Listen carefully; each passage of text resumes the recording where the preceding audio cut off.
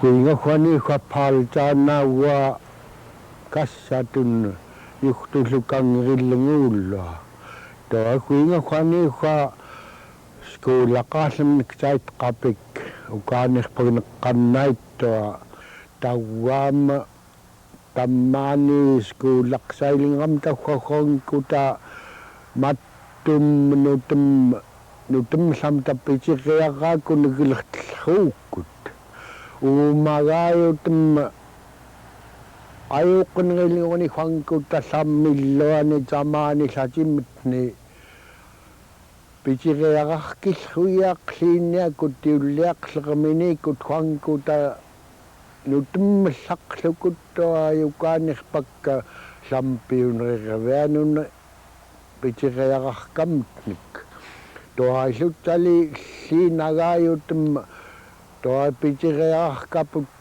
khwankut nutemllaqluki pikarkaafkaraluki piamiki ilaamiiniguumga aneranamiiniga aneraneriluta tamaayunnait qappiariaqliinniarput manna nutem qanerayaqarput iutsim tappinik ngaku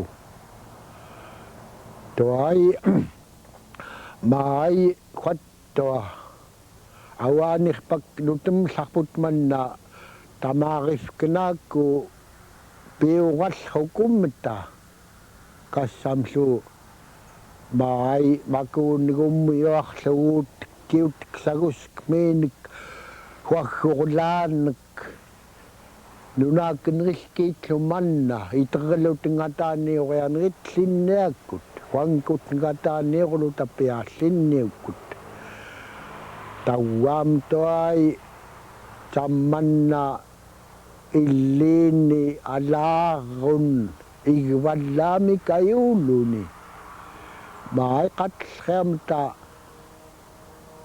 huaggurlaathun apqmikullaathun kayunqarluni huankutayuutirulorput timuuttun toa kayyuilreatun tamalreatun layoqlerifkaqqi ilptimakuunun kinguqlerput nunlptiqugtanguumayaaqti huatn pitalleriani angaayoqarpsniktiullernerput nikluniitqaaqqustiklallerini iqugtanguumayaaqti makuttauaamaa yayagamak kassartariaqaakkun irreniamta illaitut haraapullu laangaamang toainanluttiingortun huattollertut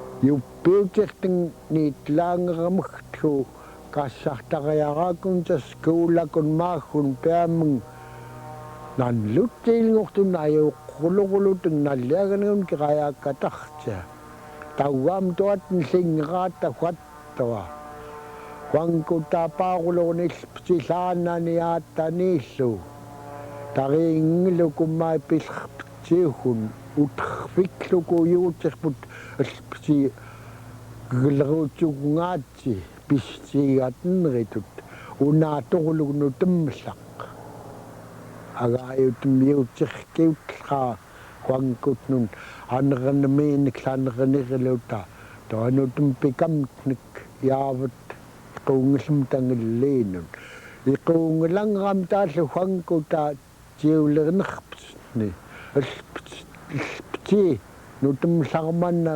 igamiullukupaitiutngamtku tiuliamtnik ayyautsugungaluukku ilpti aannaulreani aattaulreanillu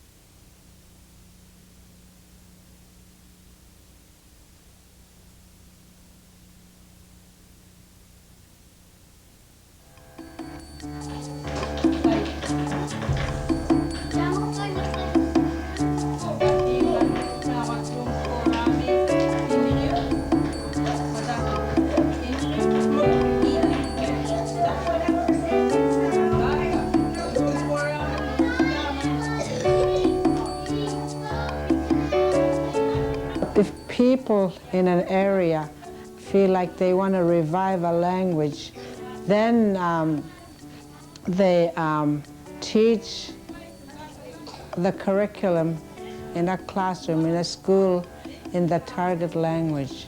Like if just in this area, if you wanted kids to learn the Yupik language, then you teach the school curriculum all in Yupik, hoping that the students will learn how to speak Yupik again.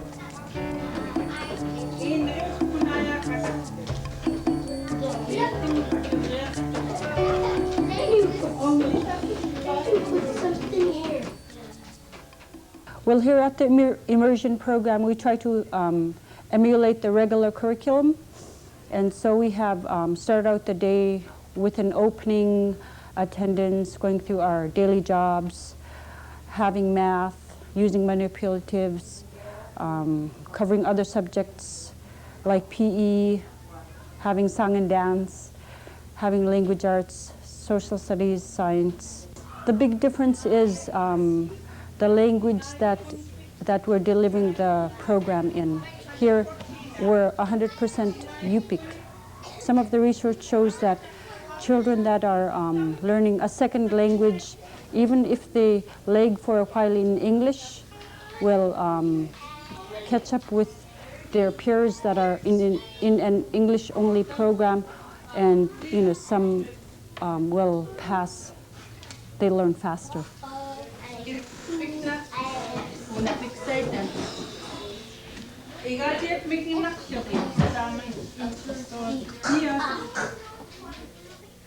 When students come in August and they don't speak a word of Yupik, August through October, I think, are the most frustrating months of the year, because both the students are frustrated, the parents are frustrated, I'm frustrated, but then you have to do a lot of modeling.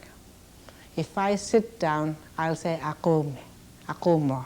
If I stand up, I'll say nankla. And a lot of Yupik words have gestures, like if I say dai dai, we usually just say dai dai. We use I guess what we use is total physical response. We use our body to tell the students what to do. So we use a lot of commands, and we use our body motions, gestures, just to get the communication skills going.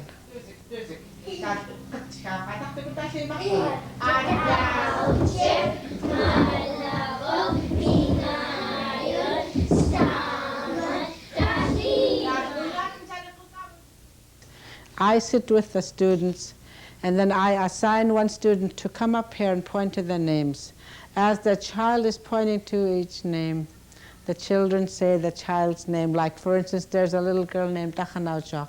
If the child is here, then they'll say Akhanauchok Mantok. That's Akhanauchok is present today. But if she's not here, then say Akhanauchok Chattaitok.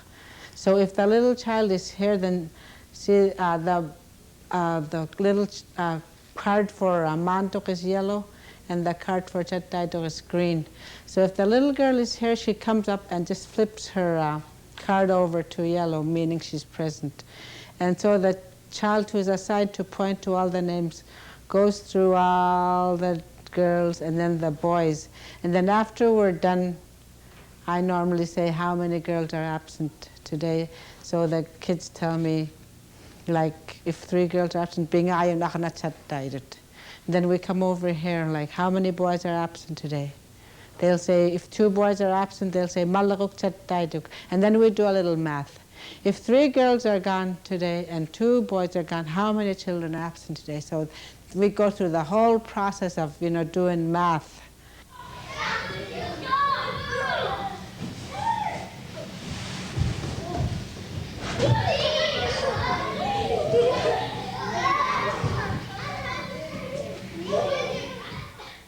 We go to PE class over at ME, but the ME teacher, PE teacher is working with 2 of our aides, and he tells the aides what to do, and he doesn't speak to the kids. The aides talk to the kids in Yupik.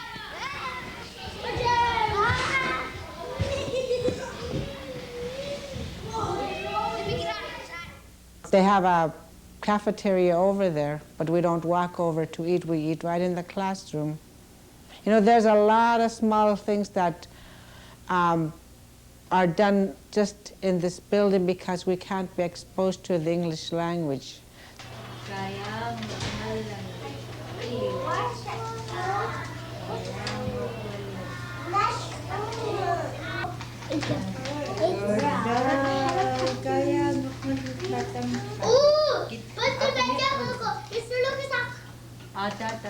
The students are learning these in a second language, in a target language. That's the Yupik language. They might not be speaking, you know, the full language, but they understand what to do. You know, people just didn't believe that it would work. Even now, there's a lot of parents who believe that, you know, their children are going to be very frustrated, even though we're teaching the same curriculum. And they just don't realize that, you know, we deliver the curriculum, only it's delivered in Yupik. So we're still meeting a lot of skeptics out there.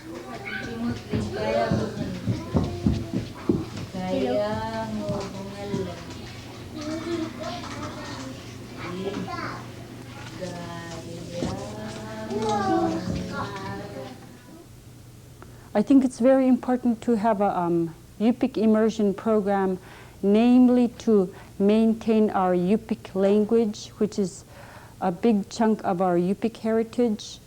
And I've read some articles about how native languages are slowly dying away, and this is one good way of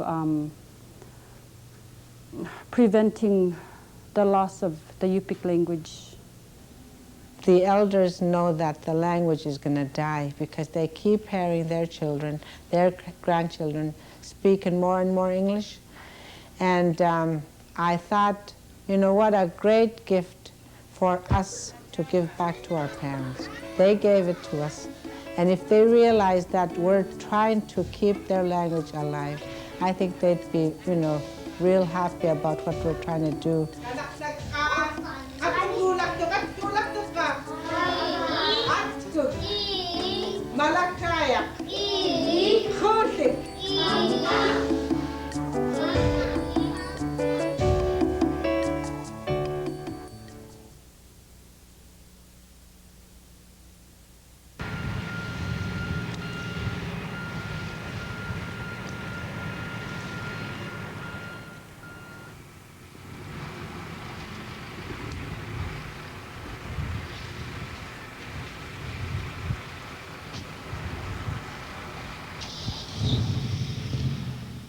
In 1986, Dr. John Antonin, the superintendent, asked me to call all the certified native teachers into Dillingham for a meeting. And then he got us together and he said, we were born in the villages, we grew up in the villages, we went to the village schools, and then we became educated and are now back in the villages teaching school. Who best would give guidance to the school board than us teachers who had grown up within the area? We tried to give guidance to the board, but of course our teachers were still unsure. They were still, you know, you have the non-native supervisors who are the principals. You have a lot of non-native teachers within the school system.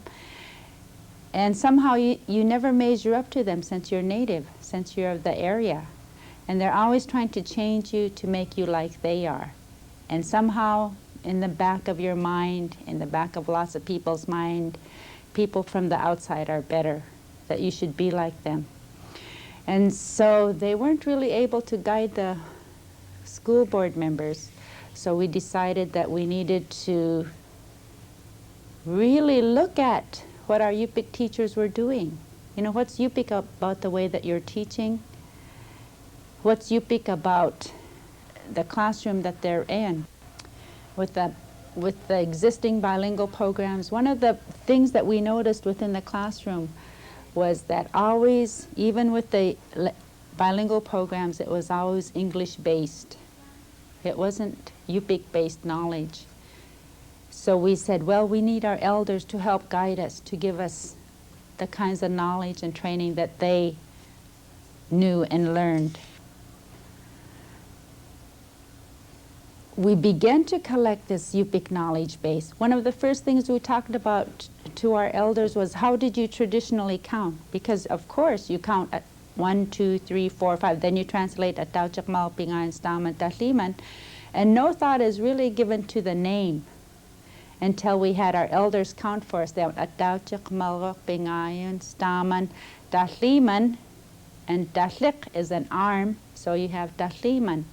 Arvinulgan is to cross over, so you're crossing over, connecting to the other finger. And then when you reach Qula, Qula is the top part. So Qula is 10. And then we found out that we had a base 20 counting system with a sub base of 5, based on the knowledge that our elders shared with us. We have a unit on weather. We have a unit on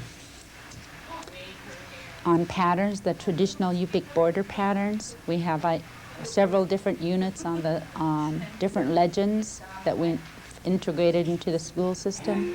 We have a unit on the heartbeat. The heartbeat unit was sort of born with Ina Bowker. And it so happened to be February, and we were trying to figure out how to integrate the patterns into the mathematical program.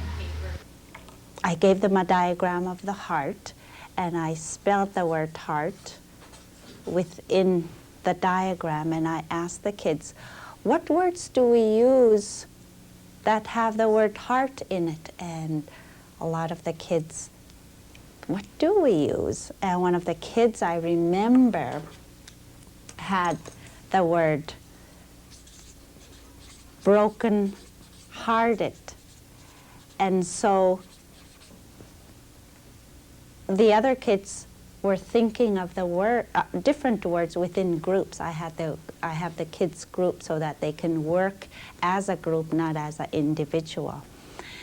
More words came out, heartless. And then the next day, I got a whole bunch of stethoscopes for the students to use, just to listen to their hearts. And the kids were really excited about it. Wow, my heart sounds different than yours. And they would discuss amongst themselves how different everyone's heartbeat was. And so from there, I got really excited about the patterns, the different patterns of heartbeats. I like to have the kids shut their eyes and just drum the drum for a while. Then I ask them, what kinds of things did it make them think of? And then they give different responses, and then we talk about the heartbeat. I have the kids feel their heartbeat. And when they feel their heartbeat, then we extend that to having them make a pattern of that heartbeat. Then I have the kids listen to their heartbeat with a stethoscope. First they feel it, they show what it sounds like, then they listen to it, and then they also put it into pattern form. So we have them take the pattern that they put together and use the 3 main Yupik colors to make a pattern, because what they're going to do is they're going to make a bracelet using the beads. We have them do word problems based on the number of different colored beads that they use. And then from there we get into all kinds of different mathematical activities. You get into addition, you get into subtraction, you get into different ratios. You could even get into different multiplication and division problems just based on their heartbeat and the bead creation that they put together. We extend it into the language arts, where we have the students make poems. And one year we had the kids make poems and then attach their little poetry in their bracelet, and then they brought it as a gift home to their mother, showing their heartbeat and their poem. And this poem happens to read, heartbeat, black, red, black, tick, tick, boom, soft beat is dreaming, cool. The heartbeat unit can go in all different emotional directions as well for the kids, because at this age, really young age, you know, the kids, we have to make them feel good about themselves and be proud of who they are. And we could associate that with our culture, bring that in. This is what your culture is. This is what your culture is all about. This is what your grandfathers, forefathers did. And they could learn so much from that.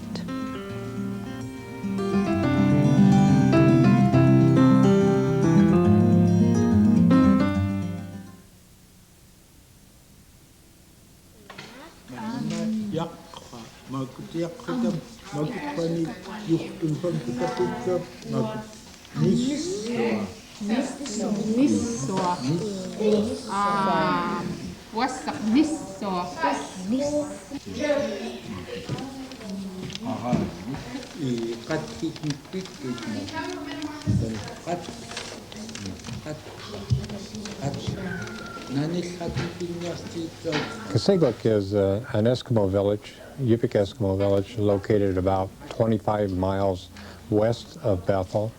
It's located on the Johnson River. It's a population of Kasigluk is about 500 people. Gul Lignovic School was built in 1980-81. It was designed and planned for a K-12 program, which made it a little bit unique from the other Molly Hooch schools that were built strictly for high school. Right now we have about 93 students in our school, K-12.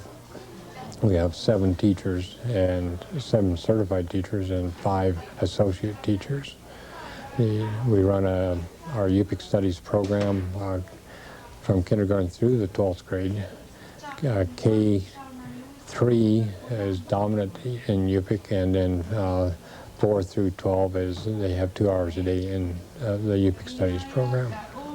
When we first came to Kasigluk, Yupik was a dominant language. The only English that the students heard was the English in the school, which was for about 6 hours a day. About 20 years ago, the television came in, telephones came in, more modern technology came into the village. And so students and children, they paid less and less attention to the elders and to the adults and their stories and their history of their culture and things like that. They were concentrating on television and stuff, and movies and videotapes and things like that. And they began to lose their language and also lose their culture. I had attended an outcome-based education program about 7 years ago, and I got to thinking that if the people in the community really wanted to preserve their culture and also their language, that we needed to do something in the schools. And the outcome-based education program at that time, I felt was one of the vehicles to do that. And when we were going to do that, we had about 3 or 4 meetings for the whole winter, starting from the fall time until in springtime. That was in reference to try to explain about our program to the elders in the village. And since we have started thinking that these elders are passing away with their knowledge and wisdom of our own culture and traditions. And that was the main thing that we had in mind when we brought this up, and we tried to explain this to our elders during our meetings. We had as high as 25 to 35 elders at every meeting. And we talked about the exit outcomes that they wanted their kids to have when they graduated from high school. Once we identified the exit outcomes, then we moved into the content areas, or the content of the exit outcomes. And again, we brainstormed with the community on that, and it took us about 1.5 years to finally come up with a very extensive list of information that they wanted in these exit outcomes.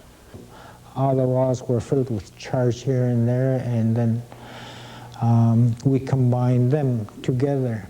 And then after that, we break them down into an area where, like in old BIA days, in one of their curriculums, they have written that we teach the berries or the fish right in the middle of a winter, whereas at that time, we're not fishing or berry picking.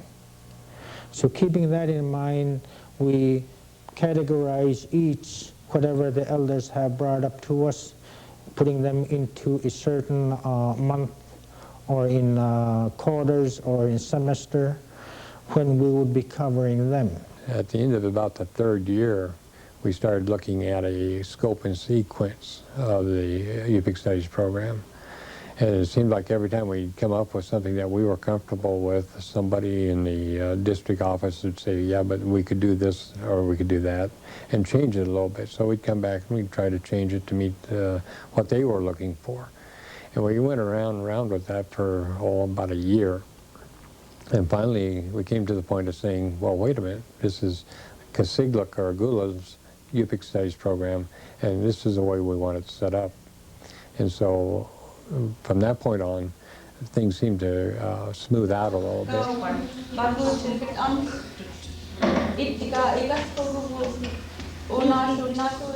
We've been at the process for 6 years, and we're still working on it.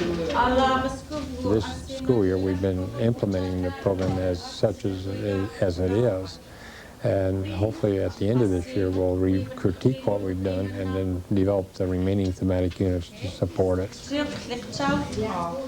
Right now, the students in late April are working on birds and insects.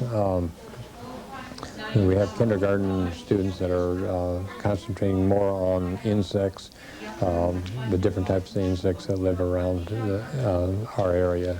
And then when they get into the third and fourth grade, they review the insects and that, but then they're looking more at the external parts of birds. We brought in some ptarmigan and things like that, and the associate teacher is talking about the external parts of these birds, and then they apply this from the ptarmigan to the ducks and the other birds that are coming in.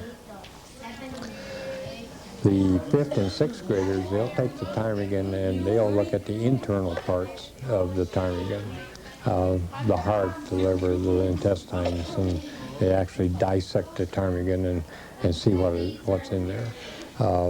Then when they get into the 7th and 8th grade, they review the external parts and the internal parts, and also they get into more of the extended activities in terms of the habitat of the birds and where they live and why they live there and why they change colors of their feathers or they molt and change camouflage. The older students, they get into the migratory birds and the migratory and non-migratory birds and the reason that they migrate out and where do they go when they do migrate. We use that as a stepping stone for social studies because then they can track the migratory paths of the birds all the way down into Mexico or wherever they do go. It's very complex. It's a kind of a gradual stepping stone, but by the time they do graduate from high school, they should have a fairly firm understanding of all the birds within the area and also whether they're migratory or non-migratory. And we've done that with all of the thematic units. Right now what we're doing is we're trying to take these thematic units and develop lesson plans and material lists and support materials, books, activities and things to go along with them.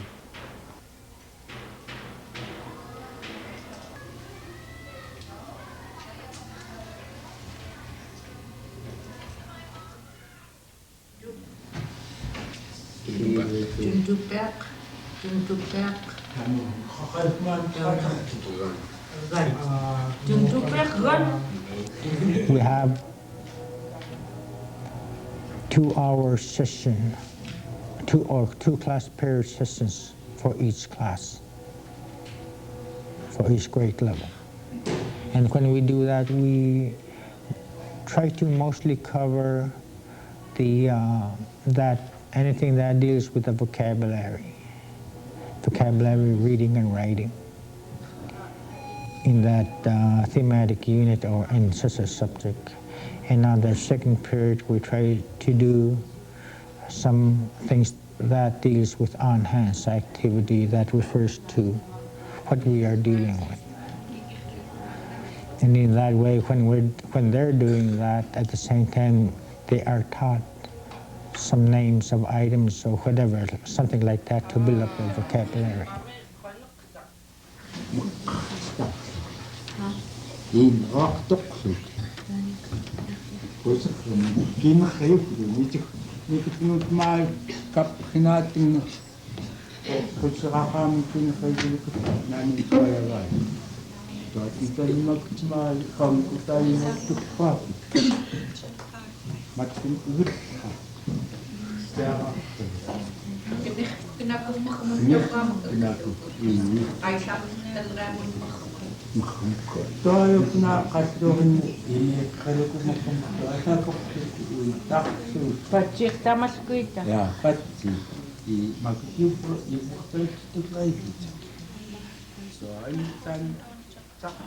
We bring in elders every day to have lunch with the kids, and then they spend 2, 3, 4 hours in the afternoon working in the classrooms. When they're not directly working with students, then usually we have an associate teacher or a librarian or a media specialist. He sits down and they interview the elders and collect more history and data from them at that time. This is the second year in which they've been paid for coming into the school. The 5 years prior to this, it's been strictly voluntary. When you mention cultural heritage or bilingual education, a lot of times people think in terms of that it's strictly arts and crafts, making baskets, making fish traps, making dog sleds, making weaving nets or whatever. The UPIC Studies program is probably 90% content. That was the wishes of the elders. We had one of the elder ladies who is very affluent in terms of skin sewing, basket making, and those type of things. Her direct comment was, we want our kids to learn about our culture and our language. We don't want them spending all their time skin sewing and making Molochais, skin hats and things like that. We want them to learn the content.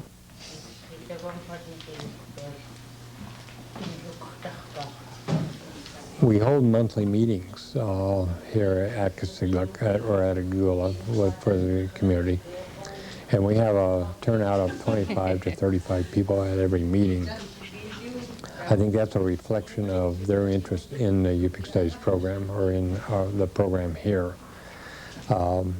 We've had students compete on the state level at the speech contest. I think that's a reflection of the students feeling good about themselves, and they're confident in themselves. They believe in themselves. And again, I'm in hopes that that's partly due to the UPIC Studies program, letting the students know who they are, where they are, or who they are and where they came from, and that they should be proud of being UPIC.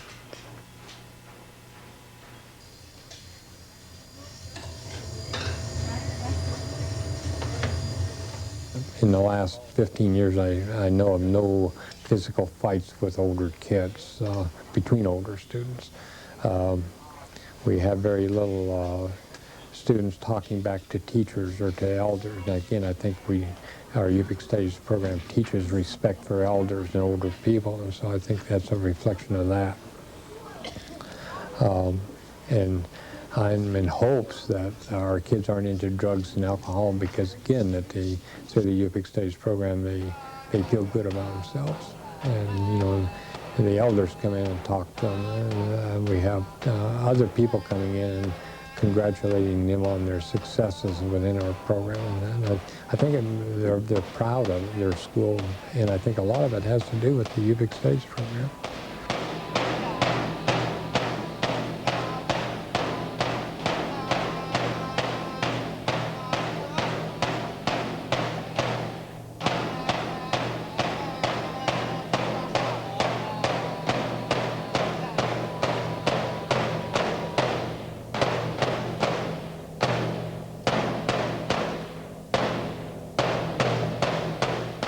So I think the repercussions or the spin-off from the Yupik Studies program is not only learning about the Yupik history and the Yupik language and their culture, but I think it's also making our kids really proud of who they are. And I think that's really important at this point.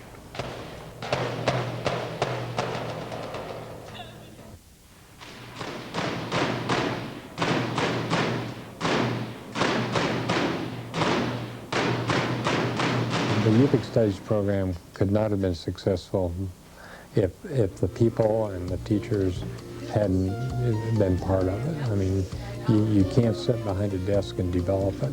It's something that has to be developed with everybody, and everybody has to have ownership to it. And I think it's there. I really do.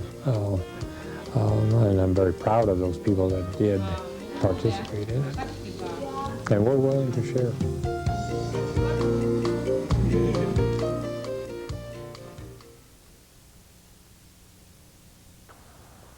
Unakhwani Nutemllaput qixtignak sugngayaqliinni uqukaanirpak.